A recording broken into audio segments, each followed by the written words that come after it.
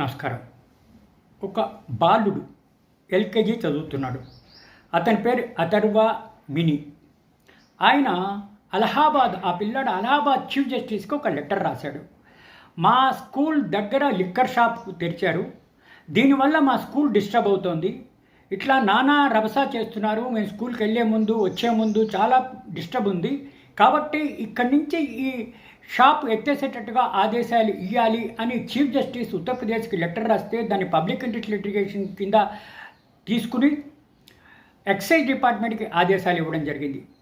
ఇట్లా స్కూల్ జోన్లోని మీరు ఇటువంటి లిక్కర్ షాప్కి పర్మిషన్ ఇచ్చారు, ఇమీడియట్గా అది క్యాన్సిల్ చేసి షిఫ్ట్ చేసేటట్టు చూడండి, స్కూల్ పిల్లలకి డిస్టర్బ్ అవుతోంది అని.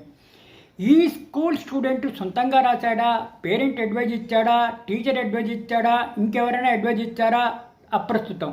కానీ ఈ 5 సంవత్సరాల బాలుడు చీఫ్ జస్టిస్ ఉత్తరప్రదేశ్కి ఈ విధంగా ఉత్తరం రాస్తే అది పబ్లిక్ ఇంట్రెస్ట్ లిటిగేషన్ కింద స్వీకరించి ఇమీడియట్గా ఆదేశాలు ఇవ్వడం జరిగింది.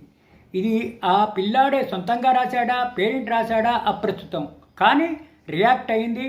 ఏ అడ్వకేట్ని పెట్టుకోకుండా, ఏ కోర్టు ఫీజు కట్టకుండా ఈ విధంగా అక్కడి నుంచి ఈ ఎక్సైజ్ షాప్స్ షిఫ్ట్ చేసేటట్టు ఆదేశాలు ఇచ్చింది.